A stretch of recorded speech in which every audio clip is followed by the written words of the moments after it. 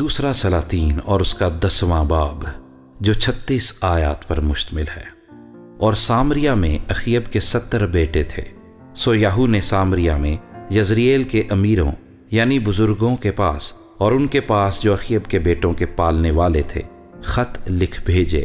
کہ جس حال تمہارے آقا کے بیٹے تمہارے ساتھ ہیں اور تمہارے پاس رتھ اور گھوڑے اور فصیلدار شہر بھی اور ہتھیار بھی ہیں، سو اس خط کے پہنچتے ہی تم اپنے آقا کے بیٹوں میں سب سے اچھے اور لائق کو چن کر اسے اس کے باپ کے تخت پر بٹھاؤ اور اپنے آقا کے گھرانے کے لیے جنگ کرو۔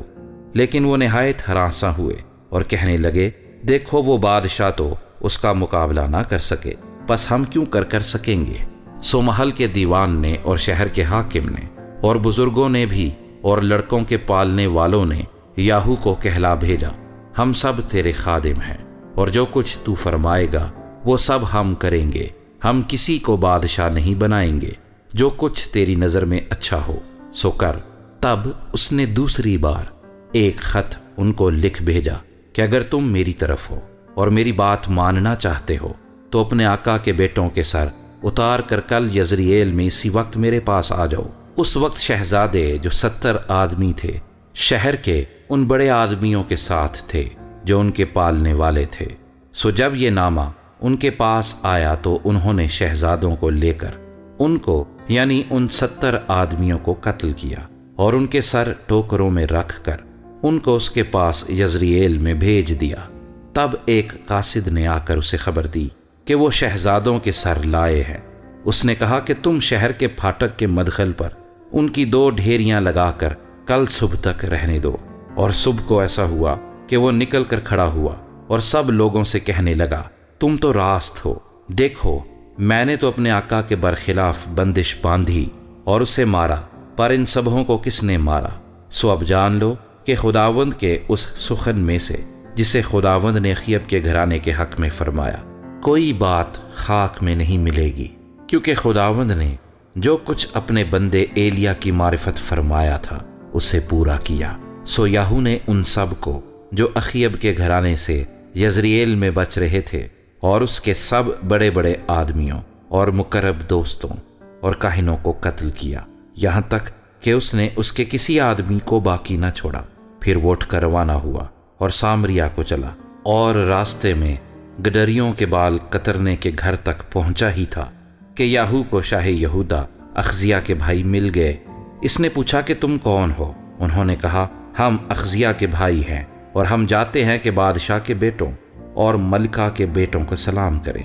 تب اس نے کہا، ان کو جیتا پکڑ لو۔ سو انہوں نے ان کو جیتا پکڑ لیا اور ان کو جو 42 آدمی تھے بال کترنے کے گھر کے حوض پر قتل کیا، اس نے ان میں سے ایک کو بھی نہ چھوڑا۔ پھر جب وہ وہاں سے رخصت ہوا تو یہو ناداب بن رکاب جو اس کے استقبال کو آ رہا تھا اسے ملا۔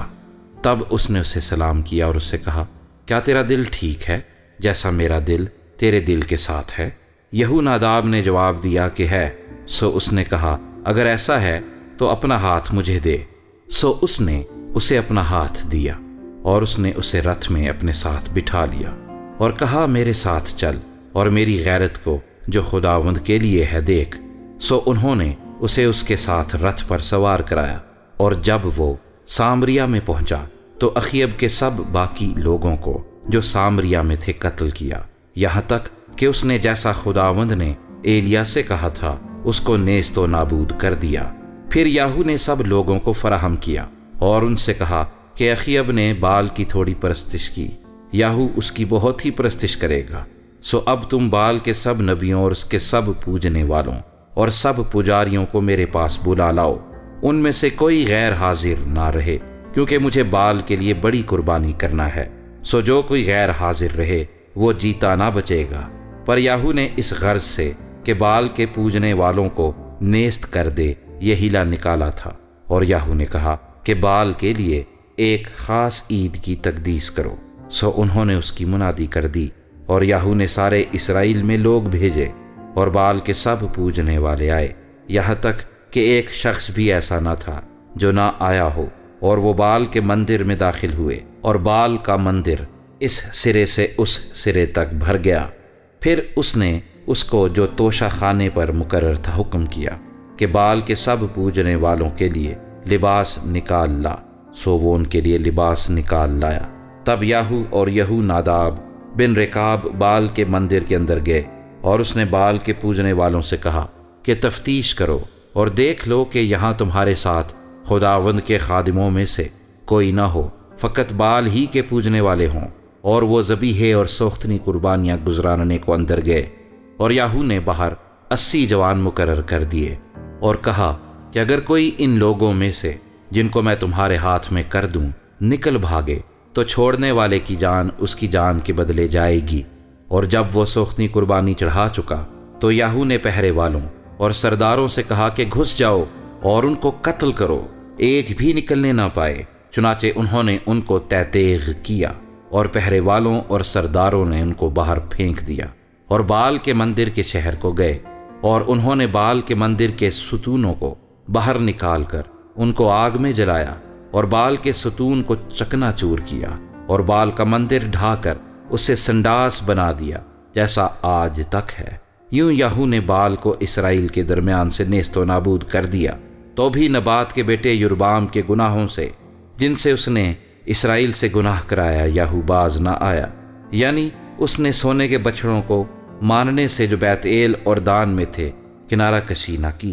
اور خداوند نے یاہو سے کہا، چونکہ تو نے یہ نیکی کی ہے کہ جو کچھ میری نظر میں بھلا تھا اسے انجام دیا ہے، اور اخیب کے گھرانے سے میری مرضی کے مطابق برتاؤ کیا ہے، اس لیے تیرے بیٹے چوتھی پشت تک اسرائیل کے تخت پر بیٹھیں گے۔ پر یاہو نے خداوند اسرائیل کے خدا کی شریعت پر اپنے سارے دل سے چلنے کی فکر نہ کی۔ وہ یربعام کے گناہوں سے جن سے اس نے اسرائیل سے گناہ کرایا الگ نہ ہوا۔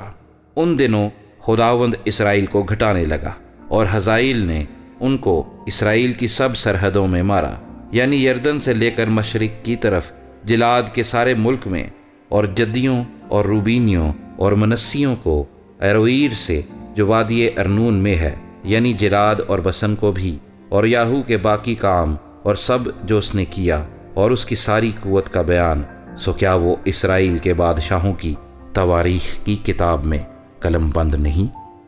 اور یاہو اپنے باپ دادا کے ساتھ سو گیا، اور انہوں نے اسے سامریا میں دفن کیا، اور اس کا بیٹا یہوآخز اس کی جگہ بادشاہ ہوا۔ اور وہ عرصہ جس میں یاہو نے سامریا میں بنی اسرائیل پر سلطنت کی 28 برس کا تھا۔